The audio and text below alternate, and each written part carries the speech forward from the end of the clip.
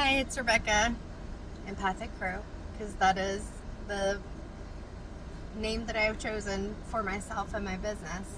Um, and I say that because I have seen a growing number of people who are part of the spiritual community, whether it's the paranormal groups that I follow or they follow me on Facebook or here on TikTok, out in the community, everything. Like, it's always happened that there have been people who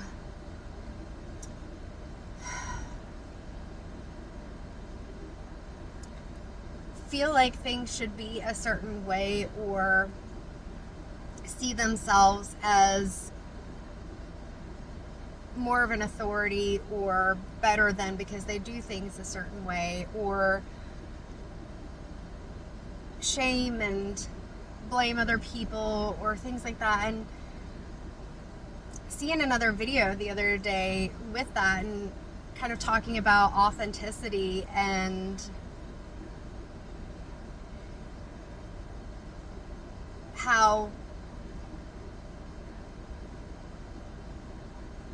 with authenticity and spirituality, if you're so focused on being authentic and then that means how you present and things like that, versus being open and receptive to channeling or receiving messages and things, like, it was so specific, and the way the creator said it was very strange. Like,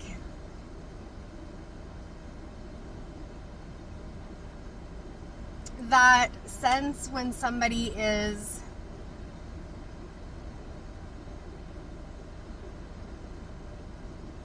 poking or zinging, whatever you want to call it, but trying to make it look like they're not. I hope that makes sense. And no shade to that person at all, but like I said, this is just one thing, 222 on the clock, among many things where I see this. And I've been a big proponent of authenticity because, one, authenticity and gratitude are emotions that create a very high energy vibration. Plus, it's really hard to be available as a vessel, a channel, or create a connection with your intuition, your higher self, whatever spiritual connection you have, if you are not being authentic, if you feel like you have to do things a certain way in order to gain followers, or you have to do things a certain way in order to be successful or to connect, whatever it is, because it's a very individual thing. You can learn the steps. I've talked about that. Like, take Reiki or some other energy healing format if you feel called to it and want to know more about it. Learn the history, learn about it, so that you know the what's, the whys, the how, you know the things. But in practice, it is often going to be 333 when I open my eyes. It is often going to be focused on what does the person that you are engaging with need? How are you protecting your own energy? And that person could even be an energy that's passed on, because, I work with both. And being able to clear your mind. And in order to be able to do that, you can't be in this space where you're feeling anxious or stressed because you're trying to accommodate or mask things for other people. Like, even in the message that I shared a little bit of recently, as I'm writing the stuff down, the old me who was like, is this right? Is this going to come across the right way to the person?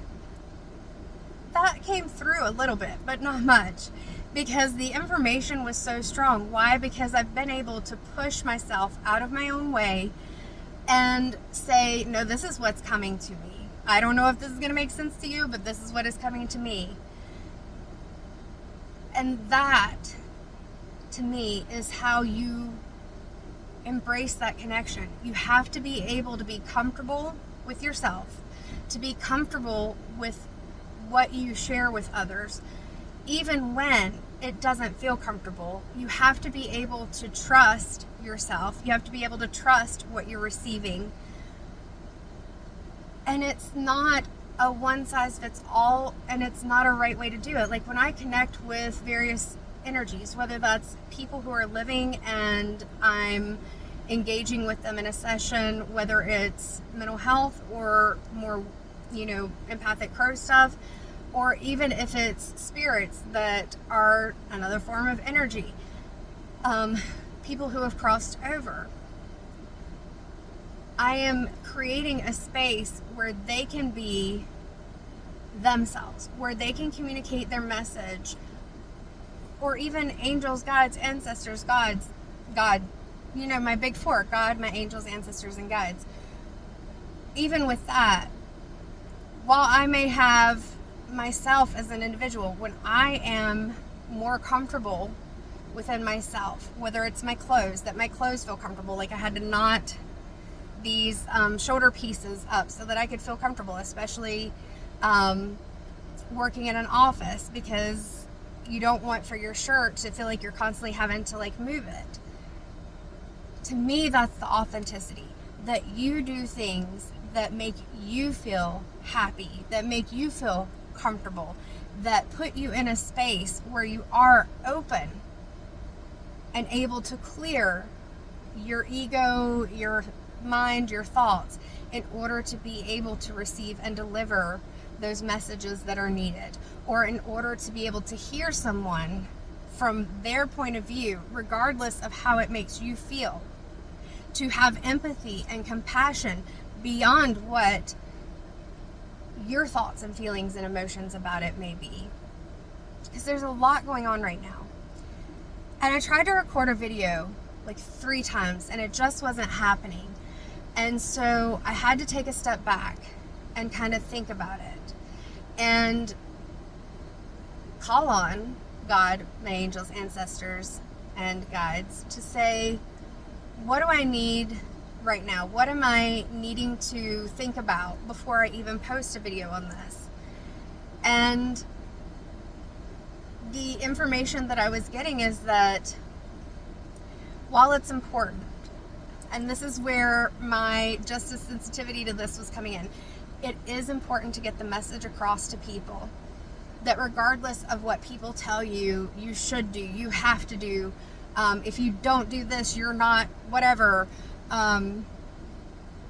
Those things, if you feel in alignment with certain titles or methods or practices, whatever it is, then go for that. But if you don't feel in alignment with it, you are still a spiritual being. All of us are spiritual beings. All of us have intuition. All of us have the ability in some capacity to tap into that intuitive side of us, to be able to connect with spiritual sources outside of ourselves, even without having someone in whatever capacity as the mediator or the middle person, whatever you want to call it. All you have to do is allow yourself some time and space to sit and observe, listen, even if you are clairaudient, or that is one of your abilities, or whatever you want to call them, gifts, traits, I don't know, whatever you want to call them. Then sit and listen. If writing is something you connect with, sit and write. Taking photos, creating, whatever it is, but it's being present in that moment. That is where you connect.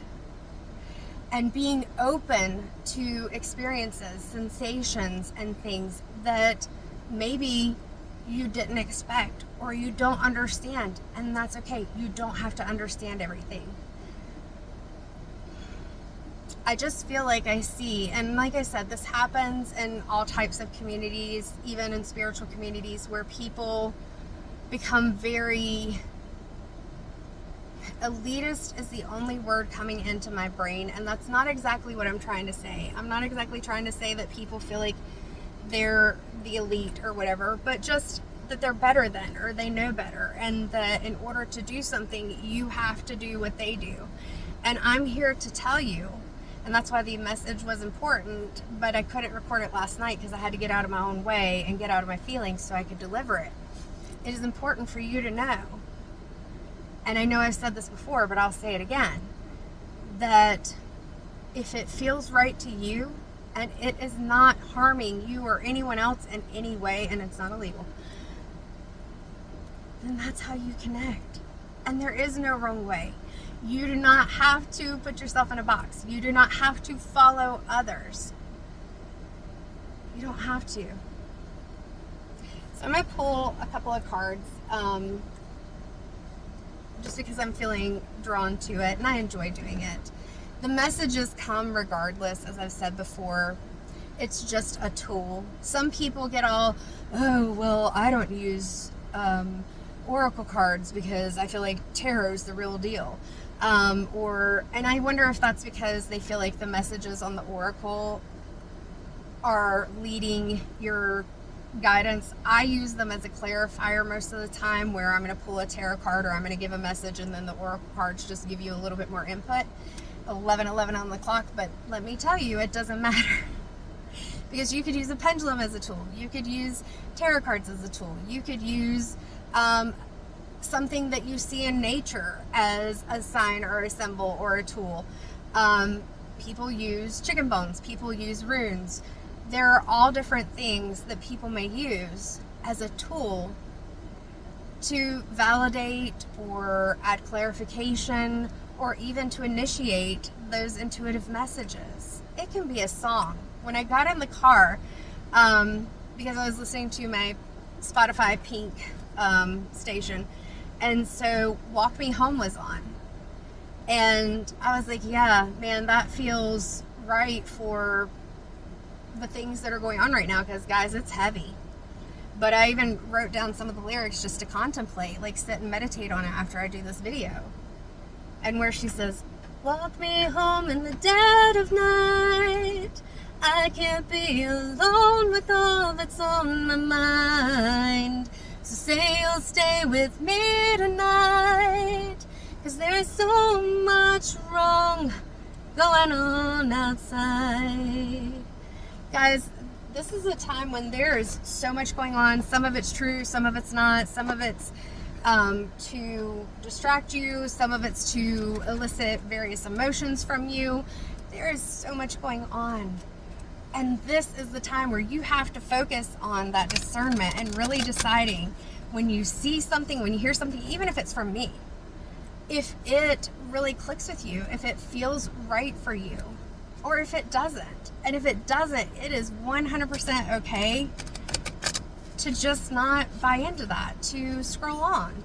You don't have to argue with anybody. You don't have to be part of the problem, part of the drama. You don't have to like try to call people out and stuff like that.